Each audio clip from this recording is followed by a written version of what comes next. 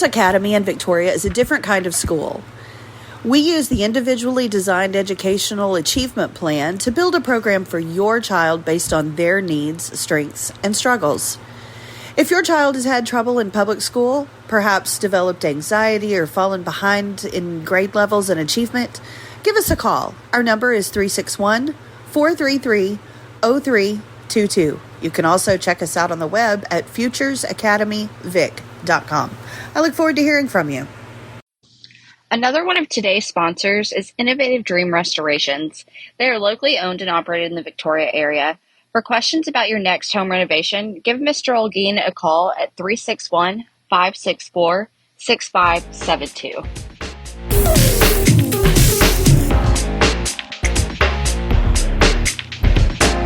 Okay, everybody, hold on. I'm getting a message here. I have a sense there's a feeling that perhaps there's another person in the room, and I'm getting a feeling they might ask me for $20. Is anybody else feeling that?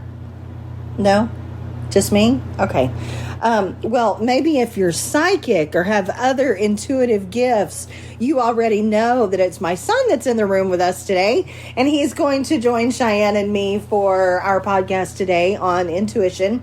And I'm sure that we will veer off into other types of psychic or gifts, whatever you may call it. I don't even know what the category would be. We're calling it intuition, and we want to get started and jump right in. So I'm going to ask you two, how would you define intuition?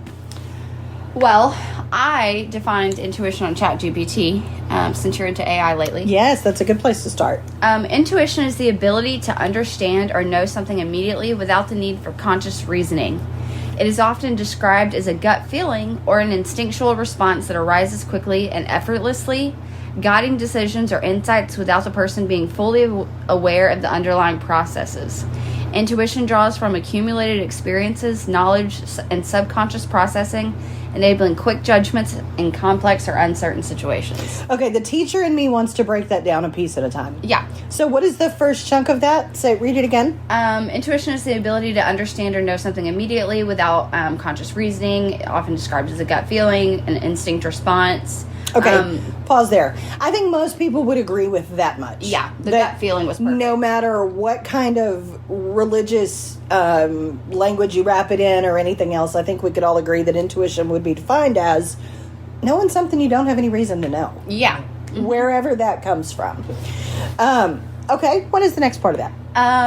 It says, hang on, I like the conscious reasoning part, and I want to come back to that, note that down, because I think that'll be interesting for Dakota to speak on in a second when we get there. Something that guides decisions or insights without the person being fully aware of the underlying process. That intuition draws from accumulated experiences, knowledge, the way your subconscious processes things, to make a quick judgment or complex decision. I think that part of the definition probably is why a lot of people believe that intuition is not a thing. That you actually are noticing things, you just aren't aware of that process. Yeah. That being the key part of that, and it's funny that they describe that as part of the intuitive process. Mm-hmm. Kind of curious where AI was leaning with that. Yeah. That, you know, were they meaning to tell us that it's not a gift, it's just a thing you do? Okay, well, I did actually just Google it a couple weeks ago, and it was about the same. So okay. I don't know how much that really plays into it. But, I think you're right that, you can guess some, kind of context clues, Miss English teacher here. Yes. You kind of pick up those things throughout the day, and so you can guess things, But you do things like when you first meet somebody, you make a judgment. And, sometimes I think it is on things where you can look back later and go, oh, I saw the bag she was carrying. That was how I knew that she probably shopped at Schmillard's when I was there. Yeah. Things like that maybe you don't know. And I don't know if you've ever seen the TV show The Mentalist. But it was based on a real person. And that's what he did is, kind of pass himself off as a psychic. But it was actually because he was hyper observant. Mm-hmm. So where do we go from there? Is that did we finish the definition? Yeah, did we that get was everything? all of it. Okay. Mm-hmm. Yeah, kind of was a big chunk there. Dakota, you said before that you have a strong intuition and that maybe you've lost it. So tell me, now that you've heard this definition, what do you think about that statement? I don't know, because I think the definition, I think us talking about that it's more about noticing things, like conscious reasoning too, is like saying, I know these things because there's evidence around it that supports it. Like, I'm coming to the right conclusion because of, like, things that I'm basing it off of, even if you don't know it. Yeah. So, like, subconsciously. Yeah. Okay, well... So you don't know how much you know. Right. Well, okay, and about losing it, I don't know. I think I just used to feel it more or listen to it more, maybe, like, if I think something, like, have a premonition like that, but... I think listening to it is probably the big key thing, because I think, like I said, with classes that you've taken and interests that you've had before, like philosophy and what is the key to life and all your stuff, right? I think it kind of has trained you to thinking that there's a reason for everything. Like, there's no coincidences, there's no mishaps. I think that you have kind of... Well, it's not supported by something divine. Yeah. And I used to think it was. Not that I was, like, religious, but I thought there was some kind of reason for everything, and now I don't really think that. Yeah, now you think there, like I said, there's no coincidences, there's mishaps. Right. Like I said, you're not really just, a gut feeling, you just knew. No, your brain picked up evidence along the way. Right. That's how you knew that girl was going to be at the same coffee stop you were, because you saw her on the train 2 blocks ago, and whatever, you know. Right. Those kind of things. So, Mom, you and I kind of see that differently. Well, and I have always been a everything happens for a reason kind of person until maybe 10 or 15 years ago, when I realized that that wasn't true, that things happen to children or whatever and there is no, like, cause for it. Things just happen, or actual accidents happen. Lightning really strikes, I don't know, nurseries or whatever. Like, things just happen. And I believe now that things happen and it's our job to make sense of them. If things happen and it's, has potential to be destructive to you in any way, whether it's you lose a night of sleep or you have full-on PTSD or it changes the whole course of your life, when things happen to you, you have the responsibility to make some kind of sense out of it. And so that takes the divine out too, because it actually makes it very selfish. Right. So how does that play back into intuition, though? Okay, well, let me say my kind of thing on it. Because I think that we have so much more power than we think we do. I think there's no way there's all these souls and people in the world with so much energy and we have no control, or that one person is in control. So I think things like kind of gifts, not really intuition, but earlier you said to Bubba that I'm the finder, and I am. I can always find things. One time my sister called and said, I lost my charger and I don't know where it is. And she didn't show me what the charger looked like, but I envisioned it. She did tell me what color it was because I asked. I envisioned it.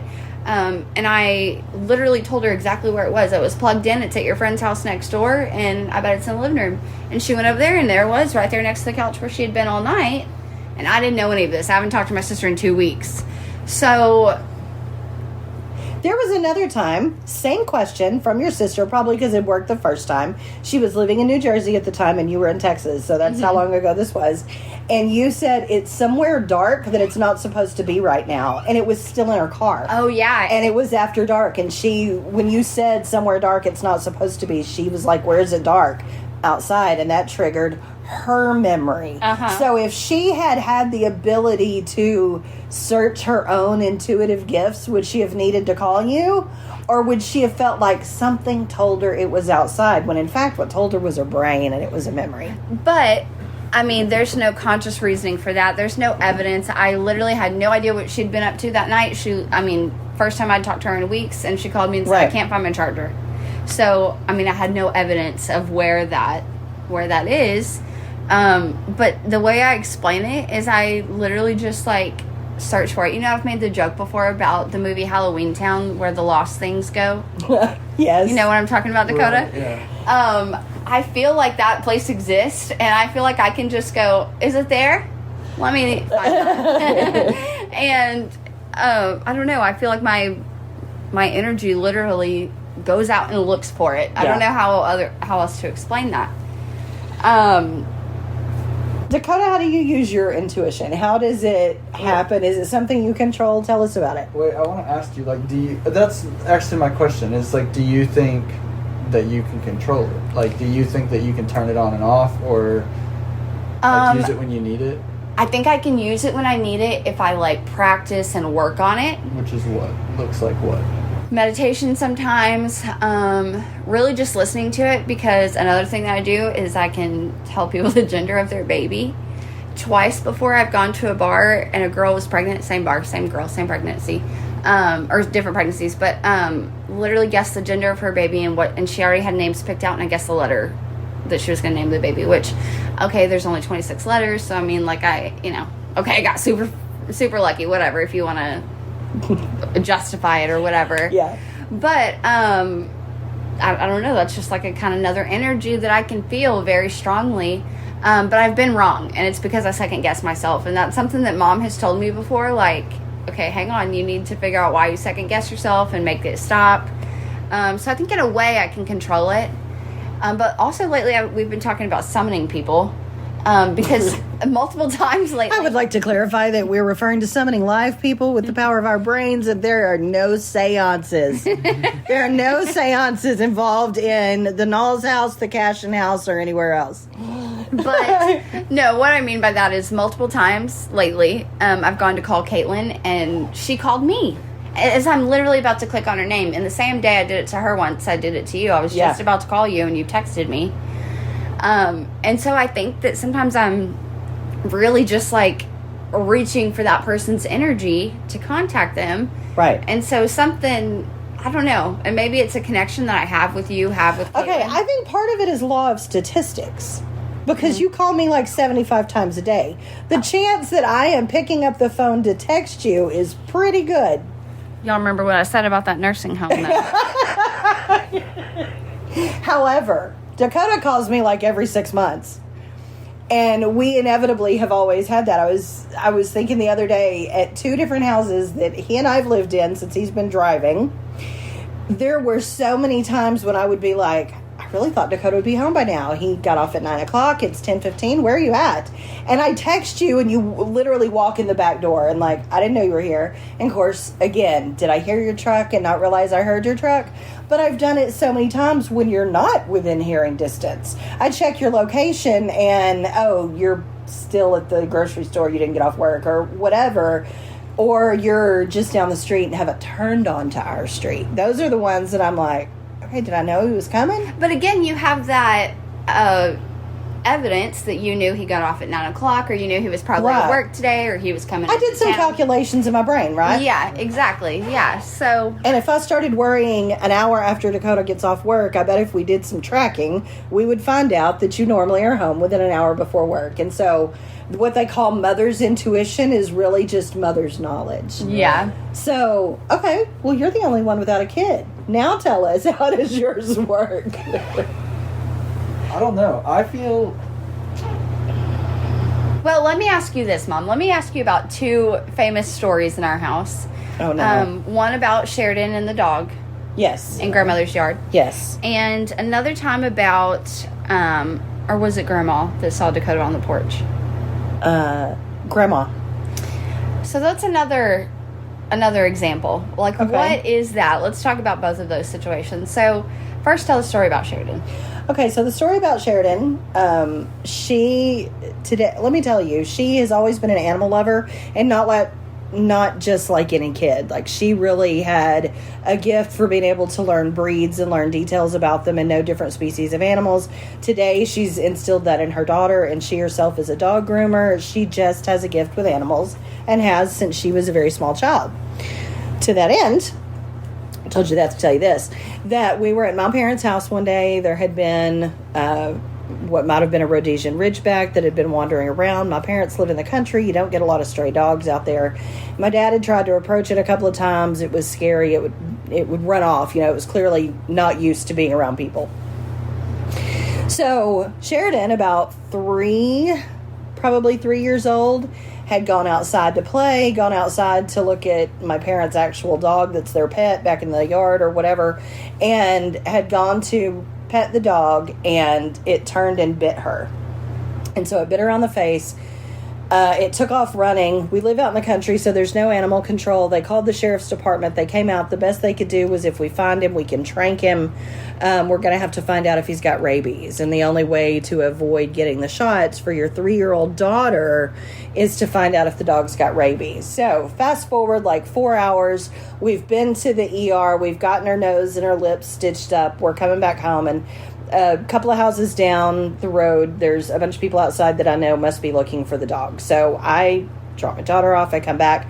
I'm standing in a group of 8-10 people, something like that. They're updating me that, we've got tracking dogs out here, but they actually are not animal trackers. They're human trackers, and dogs can't do both. We know that we hit him with the tranquilizer gun, but then he went off. We don't know where he is, and we've all been searching for 2 hours. Like, we've been traipsing the woods back here and can't find him anywhere. And so there was a moment where it was just quiet, and we all kind of stood there wondering what to do next. And someone said out loud, "Look on the porch." And when I looked on the porch, immediately my eye went under an Adirondack chair that had a dog laying under it that looked very much like that dog. And so, of course, immediately out of my mouth was, "Is that it on the porch?" And they're like, "Oh my God, it's right there." It had probably been there the whole time. If it had been anywhere else, they would have found it. They never looked at the house. Well, as soon as they carried the dog off, I was like, "Oh my gosh, thank goodness this is over." The people in the circle were a couple of sheriff's department, a friend of mine from up the street. I think my dad was there. My husband was there. And I said, "Who was the one that said to look on the porch?" And my friend said, "You did." I was like, "No, before that, someone said look on the porch." And they're like, "No, nobody did." And to this day, I believe that was my brain screaming at me as loud as it possibly could. Yeah. Because it was within all of our vision. I'd seen it. And again, the mother's intuition. You know, a hyper awareness. Yeah. Yeah. So the other one, do you know the story about you, Dakota? The intuition about you? So before I got pregnant with Cheyenne, I had a miscarriage, and we knew at the time that I miscarried that child was a boy and that we wanted to name it Dakota. That name has always been picked out. So after the miscarriage, we named the child something different so that we wouldn't have, we could still have that dream. And sometime before, I don't know if it was before I got pregnant with Cheyenne, which was only like 6 months later, Grandma, Dad's mom, had a vision of a little boy crawling around on a porch at somewhere that we lived, and that it was Dakota, and it was still going to happen. And she felt like it was a message from God given to her. It wasn't just a dream, but it truly was a vision to comfort Brent and me, because our child had just died, and they had told me I may not ever be able to carry a child to term, and so like that, there may have never been hope. And she was saying, "Oh, but there will be." And I remember sitting on the porch in Brownsboro and you crawling around, and me. Do you remember that gigantic swing that Dad built out there? He over-engineered everything. Oh, yeah, because you were little. You were little. I think you were a year old when we moved from there. But yeah, he had built a big porch swing out there, and he and I were sitting on the swing watching you play on the concrete on the back porch, and I told him, "This is her vision. It's true. It's happening right now." Oh, how cool. Yeah, and that one I don't have any other explanation for, but I think that's more what you have. Yeah. The seeing something happen. Yeah. Okay. Or if something happens, I feel like I knew this was going to happen. That's more of what it is for me. It's like deja vu, but bigger. It hasn't happened before. Yeah. Yeah. It's not a feeling that it happened before, but it's almost like you noticed it an instant before it happened. Yeah. So do you know the brain actually responds to stimuli that way? That if you know that you're about to be touched, your brain will respond to you being touched, even though it hasn't happened yet. Right. Especially to things like pain and stuff like that. So now that I don't have an explanation for. Well, that's weird. Yeah. It's just... Well, the way that you tense up in a car wreck. Yeah. Well, you actually see that coming. Yeah, but it's so fast. It's so fast. And I remember Dad telling me one time when I started driving, if you think you're about to wreck, you need to let out a breath and relax. And he knew. And the time that I was in a wreck, I did. I literally went, "Oh no." Like surrender to it. Uh-huh. Yeah, he knew it keeps you from getting whiplash so bad. It's the tenseness that causes injuries. Uh-huh. Yeah. Uh-huh. That is not medical or driving advice for that matter. You're taking it from a man who died in a car wreck. So, take that with the grain of salt that it's legitimately worth. Since we're all sitting here, did anybody see that coming? No. Irony. Yeah, I know. So, what is the value of this intuition? What good is it to know something's coming if I only know it a second before it's coming? Right. Well, Dakota, you and I were there. Mom wasn't, so watch what you say. The wreck that we had in the journey. Uh-huh. Didn't you feel that day like something bad was going to happen, though? Hours before it happened? Because I remember that feeling. I remember feeling like we were not going to make it to our destination. I remember like we were not going to go to sure. Jacob's Well and swim that day. Like it wasn't true. Yeah, That's exactly. How it felt. Exactly. And I remember feeling that way as a kid, too. Like... You kind of feel like you were making it up, like we're just going through the motions or something, because it's not really going to happen. How clear was that feeling that we're not really going to do this? But what if that's just like anxiety? Like I'm just worried that they're not going to let us in, or the water's going to be. What if we get there and something goes wrong? Or, yeah. Maybe. Or maybe it was because Cheyenne was driving. All right, cut the jokes. Hey. Anyways. I don't know. Anyways, but that, like I said, I felt that day too, and I remember feeling that as a kid, like, things are too good to be true, like, we'd go to the lake, and, like, the lake would be closed, Okay, hold on, though, because, of course, my perspective on this is different, because I wasn't in the car, and I remember being nervous about that, too, but it was your 18th birthday, right after your 18th, like days after your 18th birthday. You had just graduated high school. This is the first week that y'all were out from the summer. You had a car that wouldn't hold everybody, and so you were driving my car, and this was the first trip that y'all had ever taken anywhere outside of Victoria city limits, pretty much. You'd probably taken your siblings to a friend's house or something. But, I mean, y'all were driving a couple of hours, so... Yeah, was it just nervousness, just anxiety, just the constant what ifs? What if we have a wreck? What if they don't let us in? What if we don't have enough money? What if it's because we don't have an adult? Like, does all that factor into just a feeling of unease? Well, and that's another thing, because does that unease cause those things? Because, another time, when I worked at Chili's, I was chopping lemons, or I was about to, and a guy said, "Hey, be really careful, don't cut yourself with that," which is like what you say to someone when they're about to chop lemons, right? Right. And of course, I slammed it down and went, chop my finger, immediately. And so I'm like, did you just make that happen? Of course, it was like, I had to go wash the lemons, and it took a few minutes. It was 10 minutes after he said that to me, but the first one I chopped, boom. Or was that power of suggestion? See, there's just so many things. Like, I feel like he gave that energy to me. Have y'all ever heard of the announcer's jinx in sports? No. It's like famous that their commentators will, like, this is a game-winning field goal, and he's like, he hasn't missed in 6 weeks, blah, blah, blah, from this range. He hasn't missed all season from this far. And it happens. And it's like, it happens a lot. Like why did you say it? I've always wondered why announcers do that, because I'm like, man, you're making that guy nervous. But you know what? They've also been saying it for 3 months. Right. And nothing has happened. He's still gotten it right, but this time we noticed. Right. So part of it's like when you buy a certain vehicle, all of a sudden you see a million of those vehicles on the road. Yeah. When you didn't realize everybody had one. Yeah. Okay, so what about this one? I call this the radio gods. And I know y'all don't listen to the actual radio, but your music mix or whatever anymore. You got a song in your head, and it's there for days and days and days, or whatever, or you are thinking about this song that you hadn't heard in a long time, and lo and behold, you go into a grocery store or something, you're on hold, and you hear this song. And it's like, did I make that happen? And I notice it a lot when we're traveling up to East Texas, because I do listen to the radio. I'm old, I listen to the radio. And I'm changing channels like every 100 miles because your stations fade out. Yeah. And so I'm thinking about this song, and it's oldies, and it reminds me of this time, and and then that song comes on, and some obscure song. So what is that? And that's more than statistics, right? What are the odds if I'm thinking of that song right now while traveling, listening to this station?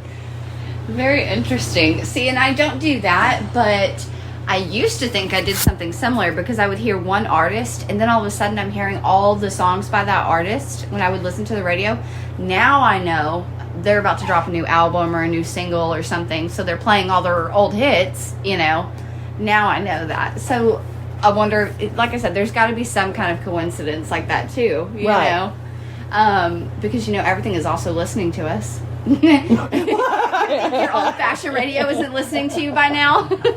You know, Dad said it was even back then that they had, you know, he was a conspiracy theorist. I laughed, the toaster laughed, you know. Yeah, that's very true. I think there's got to be some amount of gifts to it. The things that we've talked about today have been sort of the things you can prove or the things that you can draw evidence from. But I think there is another side of this where there's plenty that remains unexplained. Like, you know, it doesn't make sense. No, I'd never been there. I'd never met this person. I had this dream and that I was in China, you know, 6 months later and met this friend. And, you know, things like that do happen. And I don't know what it is. Maybe there is a grand knowledge of everything that sometimes trickles down to us. Yeah, I don't know. That's another interesting one, too, though, real quick. Seeing people that you're not supposed to see, like if you're on vacation. Seeing someone you know. Seeing someone in the airport from another state and you've run into each other here. Yeah. That time that you worked with her mom at Mercy Ships. Okay. You know who I'm talking about? No, I can't remember. Oh, yeah. Okay. That time I saw her in Austin on 6th Street one time, and I was like, oh my gosh, I need an ID. You look just like me. And she was like, here, take it. Yeah. What are the odds I would see somebody I knew right then, right that moment? Oh, you know? I'm so tempted to dime her out right now because she graduated this week from dentist I know, school. don't. She's about to get Congratulations. Anyway, so that's a neat perspective on all those types of things. Yeah. All right, we've enjoyed having Dakota on with us today. Thanks for chiming in, brother. You have anything you want to add? Can I have $20? What did I tell you? That was definitely my intuition because nothing like that has ever happened before. Thanks for listening, you guys. All right, thanks, guys, for listening to another episode of Can I Have $20? Let's hear a word from our sponsors.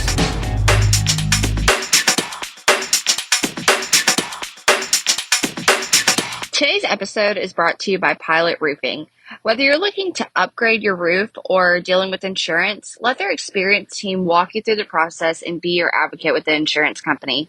When dealing with an insurance company with roofing issues, it's critical to have a roof contractor there to walk the roof with the adjuster and hold them accountable for the status of your roof.